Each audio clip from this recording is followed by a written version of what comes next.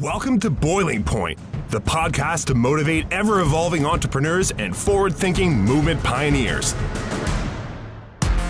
Our hosts, filmmaker Greg Hemmings and executive coach Dave Vale, are turning up the heat in the world's business communities. Our interviews with entrepreneurs, thought leaders, and movement makers are raising the temperature of inspiration. Live from the hottest studio in this quadrant of the universe, here are Dave and Greg. Well, listen, Dave, before you start talking, why don't we just get into her?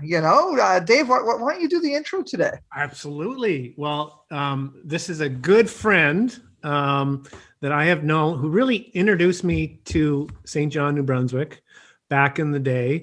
He is a fabulous guy. He's a very, awesome business leader. I've had the chance to interview him for in a column, right, in the Telegraph Journal, which is a provincial newspaper in New Brunswick. He resides right now in Halifax. He would generally be coming back, sitting in Florida right now, but because of current times, he I believe, anyways, he's in Halifax. And it's Ralph Stephen. He's a wonderful guy, and he is the president of Royal LePage Atlantic, which has its head offices in Florida. Yes. Yeah. You might have to edit that out depending on who the audience is here, Greg. Yeah, exactly. Yeah. So, and he's an avid listener of our podcast, I'm sure. All right, Ralph. Well, hey, it's good to have you here, Ralph. I think, what an interesting time, eh? Like COVID a year ago today, I think all of us were like, what is going to happen? What's going to happen to the real estate market? What's going to happen to all our businesses? And it was interesting to see how quickly things kind of swung into back into gear in certain areas, and for the listeners who aren't from Atlantic Canada, well, New Brunswick in particular, we've always had really decent prices on homes, and real estate prices are great here, and we're seeing that now. People from Ontario are moving here by the droves, and it's just, but we are seeing an increase in sales during a pandemic. I think anyhow, as I'm reading in the paper, Ralph, but I'd love to hear that from you. Like, what are you seeing in the trends in the last year in our region? And it probably mimics a lot of other regions from where other people are listening. Yeah, no, look, great. Thanks, Greg. And thanks, Dave, for the intro and the very kind words. I just let the record show, Greg, that if this wasn't being recorded, it may not have been as kind. I just want to reflect that. But either way, I appreciate it, Dave.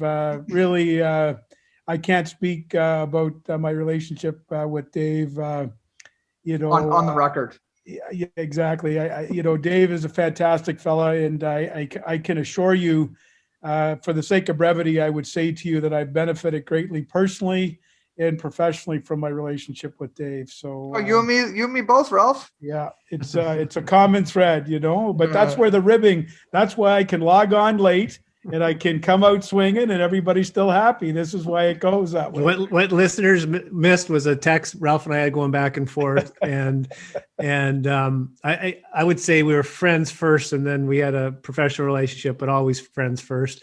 But I texted Ralph.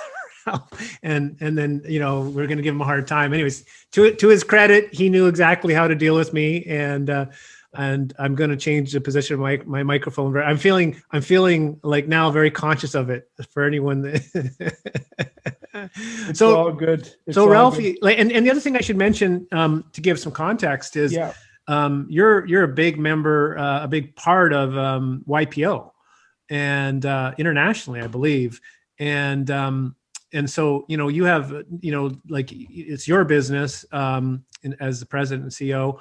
I think do you still carry both titles at this point, or have you moved to a chair position, or? No, not yet. I've not moved to the semi-retired position yet. But no, my business partner, Matt Hansberger, who I think Dave, and I think I may have mentioned it, communication with Greg.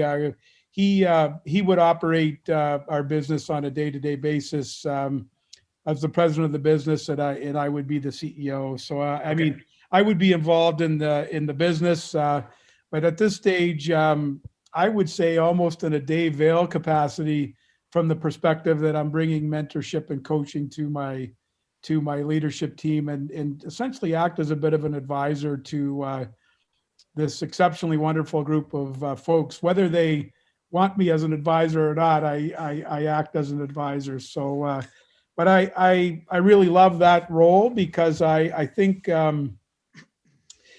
I mentioned to you a few times, when you get tired of the sound of your own voice, that generally indicates it's time for change.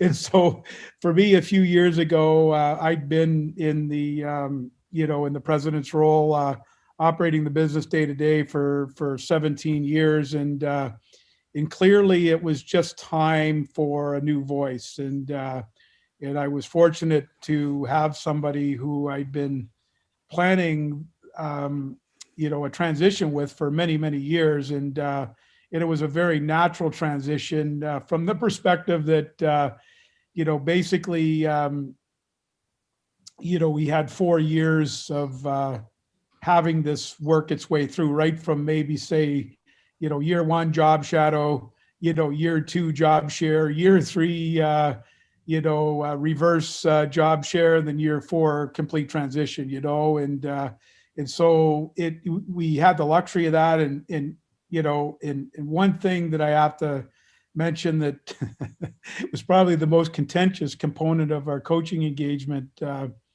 when Dave pressured me, I would say in today's vernacular, bullied me into coming up with a personal vision statement, and he would aggressively push this week after week after week, and purposely, Greg, push my buttons.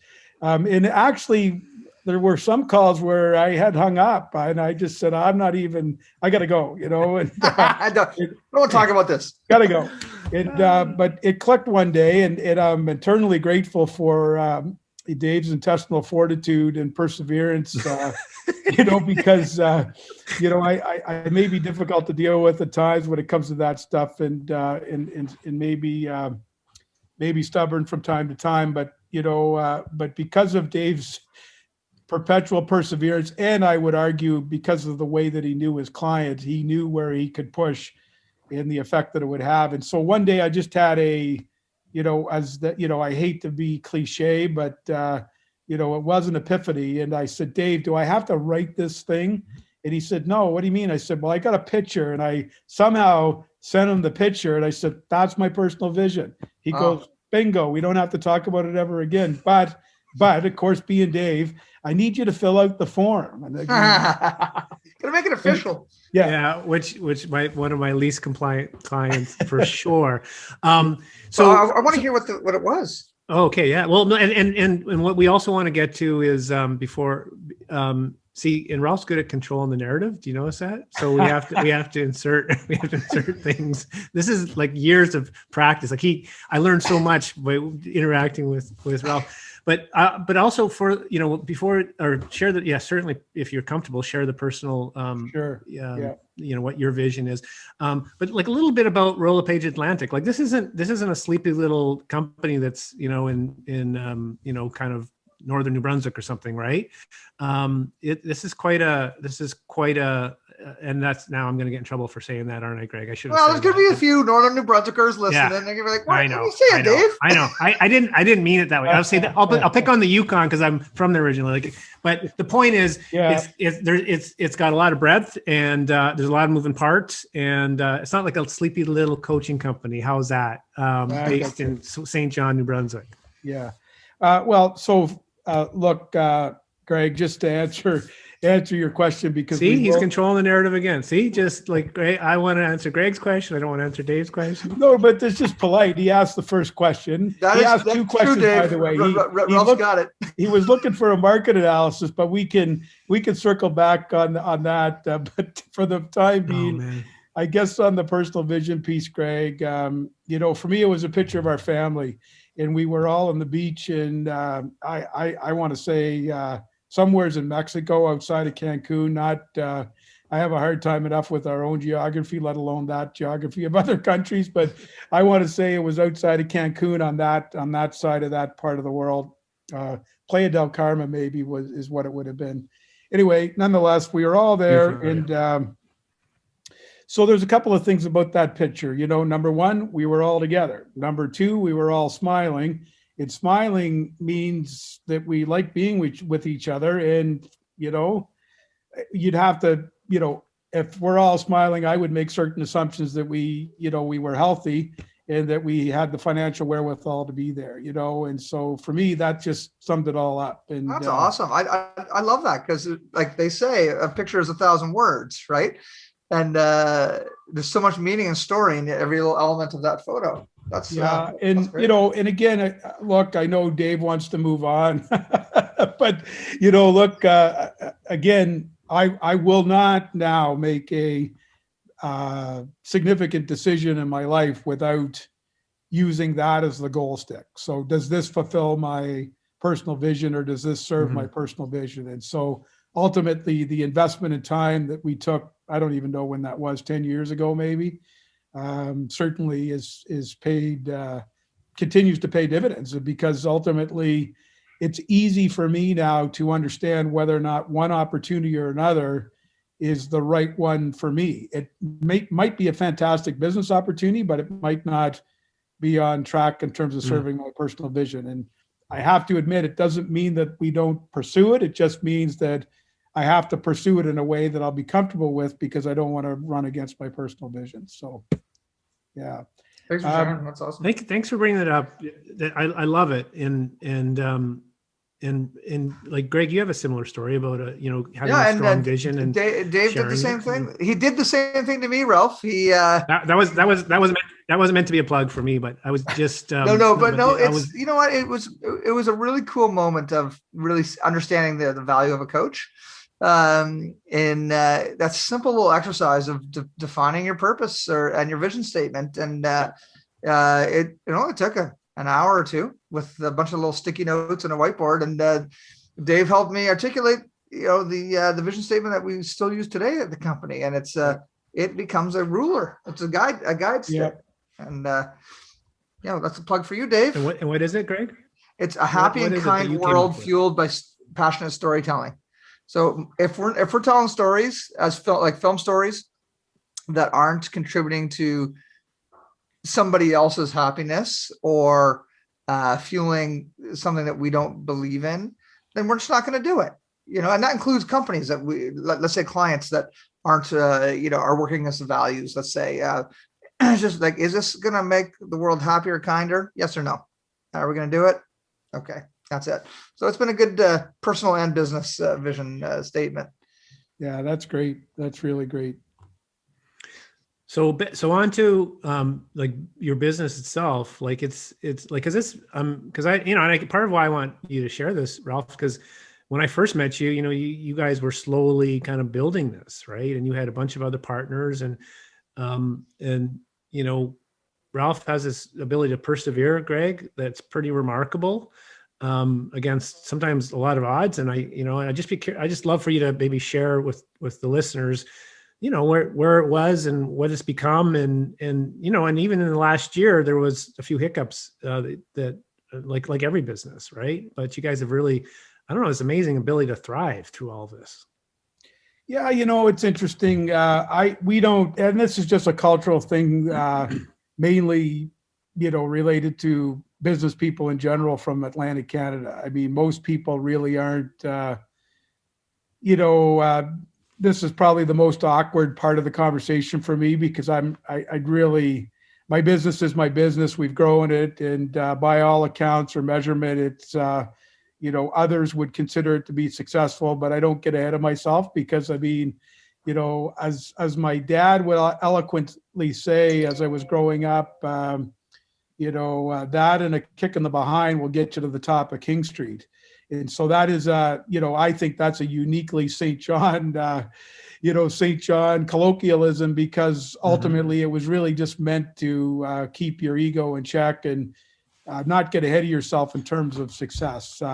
But that being said, look, we started out with, 20 people, and I think in those days we would have been selling, a couple of hundred houses, and rather, because I'm not blessed with the art of brevity, rather than give you the story from when the dinosaurs roamed the earth, I would just, say where we are today. We would have, 400 folks with us, and we would transact somewhere around 8,500 houses, and we would probably account for $3 billion in real estate value that's transacted.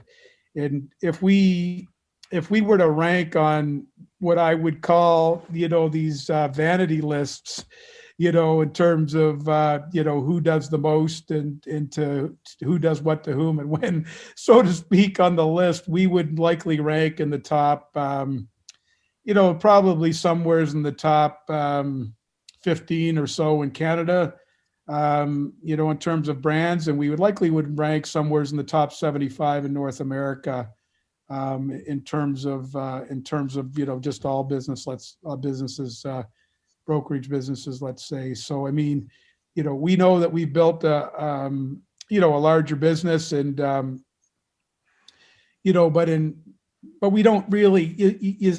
I guess maybe I would describe this a different way. Yes, I'm proud of that. How could you not be proud of that? I mean, you'd have to be a robot or an imbecile to not be impressed with that. And so I would pride myself, on being neither, at least most of the time. And so, yes, I'm proud of that. However, what value is that to, I don't want to get, too,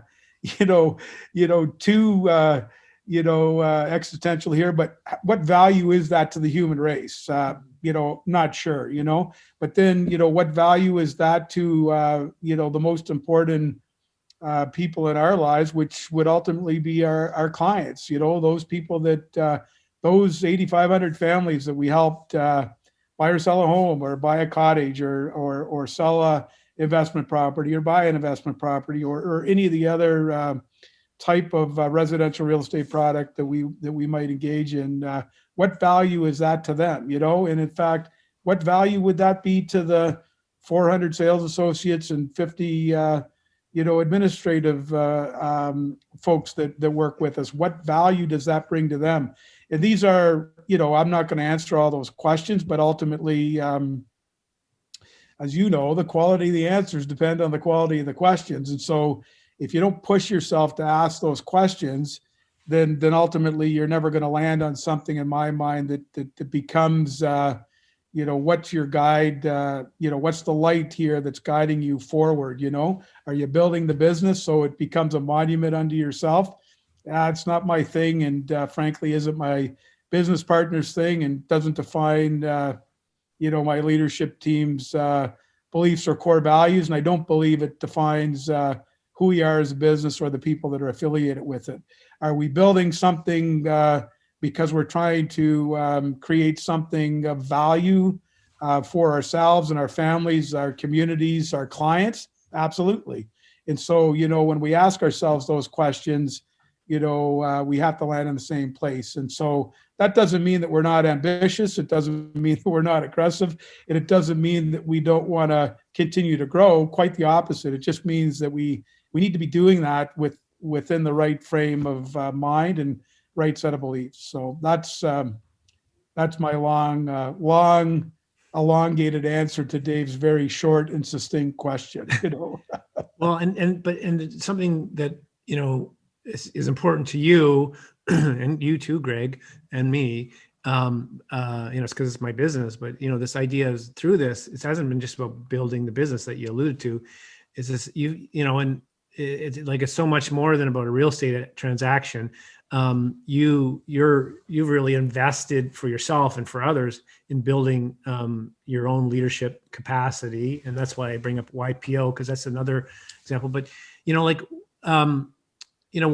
what I guess advice do you give to people that in your industry or others that just are wanting to are looking or searching for success, and sometimes maybe forgetting some of the most obvious things that could be right in front of them? Yeah, I mean, a great question. And I think ultimately, I would say you have to define your own success. Like, you define it. You figure out what it is that you want to accomplish based on, your set of parameters. And, again, this happens to be the nature of the beast for the people on this particular call.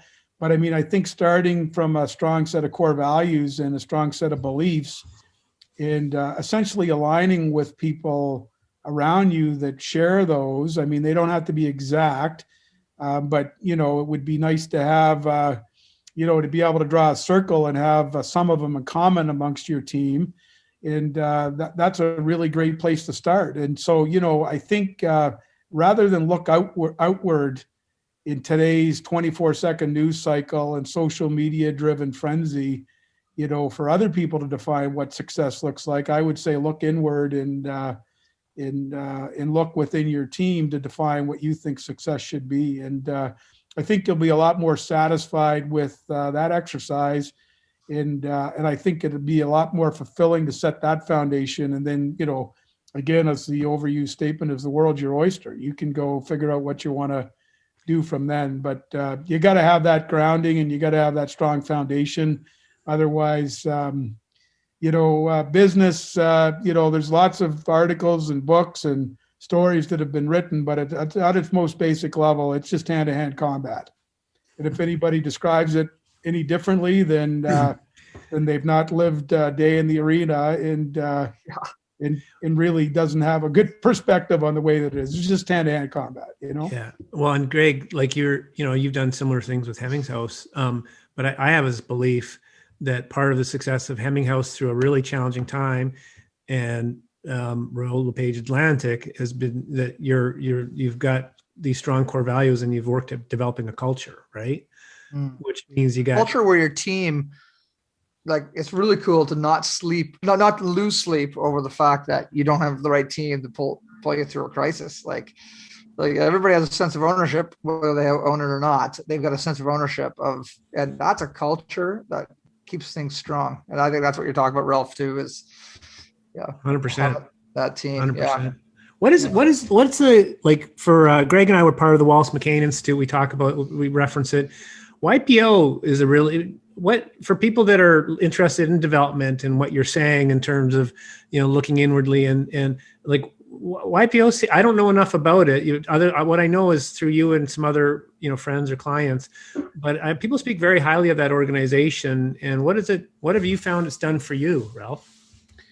Look, I think here's, the organization got its genesis from a young guy in Western New York State whose father passed away, was in the manufacturing business and was left a business to run. And so I think at the time he was in his late 20s and, in typical fashion, there wasn't a succession plan in place, as I think his dad was tragically young when he passed away. And at the end of the day, this would have been 1960, let's say 1960-ish for the sticklers who will now try to fact check everything that I'm saying here. So let's say 1960-ish, 1960, 1961. And he basically placed a classified ad in the newspaper. Young executive that just inherited manufacturing business, doing sales of X number of millions of dollars, looking for other young executives in a similar circumstance. And that was it. And I think he had a half a dozen people throughout the state of New York that replied to the ad, and they came together in those days in what today would be defined as what's called a forum. And as you guys would know, the Wallace McCain Institute's forum protocols would be based on the protocols that would be used still today at YPO. Forum confidentiality and sort of not a sort of, but a definitively nobody, nothing, nowhere type of confidentiality. And so I think that ultimately that's where the organization has, got its genesis and now evolved to, 28,000 members worldwide, and it's really an incredible organization. And if you ever need to know that that's substantiated, then just go through a pandemic. Right.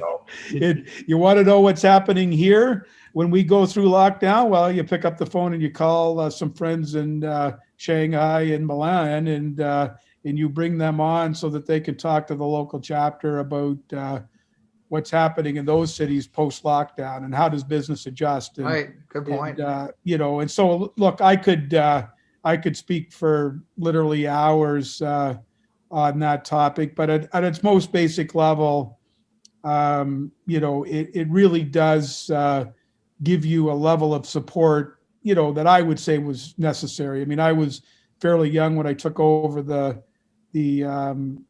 top role in our business. I would have been 38, and although, maybe not young in today's standard, it super young, realistically, to take on that much experience with that much responsibility in terms of budget, investment, banking relationships, I don't know, you just every other business fundamental that you'd have to deal with. And so realistically, to be able to interact with other people that have gone through that, are going through that, and you can share in a dynamic that allows everybody to grow and everybody to benefit from each other's experience and knowledge and expertise.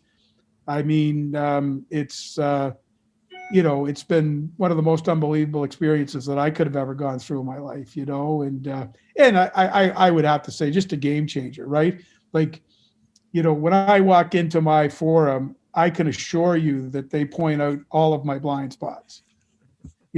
I'm not able to point out my blind spots. I mean, how are you able as a human being to point out your own blind spots? I mean, we're not wired that way, right? Yeah. So when you can walk into an environment that's based on a fundamental foundation of trust and have some conversation, and people will actually point out, hey, well, what about this? What about that? And then in turn, you get to, be that type of an advisor to the people in the room. I mean, not only on business, I think, likely that's what people come together. But the reality is I've had people in my forum who's have kids that are older than Olivia, who, went through the whole university application process and the whole, as they're going through all this process, you're learning from these folks. And so just incredible wisdom that you pick up through conversation, not only personally, but from a family perspective as well, So yeah, like that whole person kind of concept, right? No question. One life, all those sorts of things.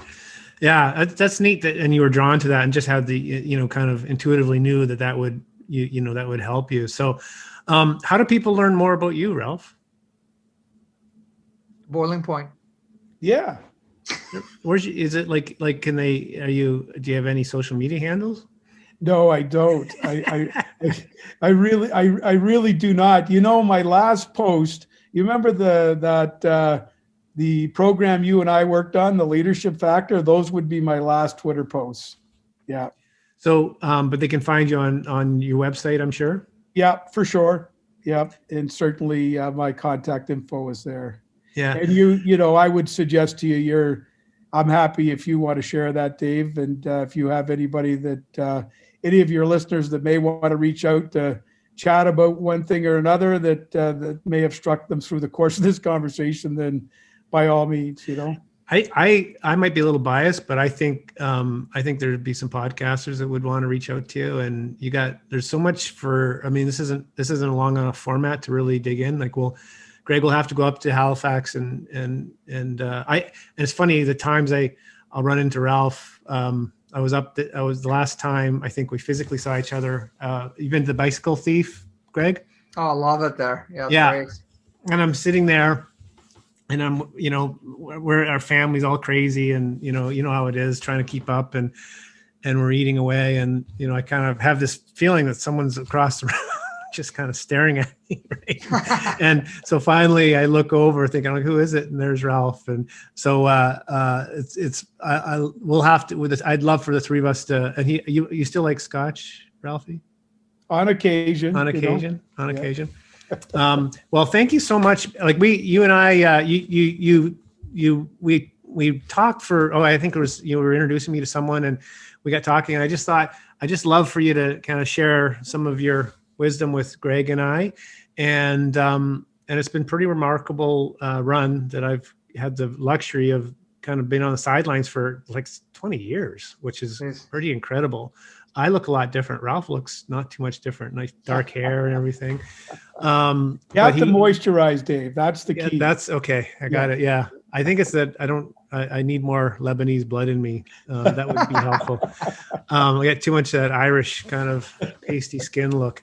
But Ralph is, and he's a real, really community minded. And I really appreciate you sharing your thoughts. And how well do you guys must know each other, the two of you. We've run into each other before, Ralph.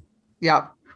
I can't tell you where, but seeing you, we're familiar for sure. Yeah. I think this is a reality TV show for you, Greg. Follow the king. Here's a couple of safe spots, Greg. Let's go with this, because I know where I ran into you, and so we'll just leave that to the next time we see each other. But right now we'll go with the library, the museum, or church. That's what we're going to go with. That's where I would have seen you. It wasn't the karaoke bar? No.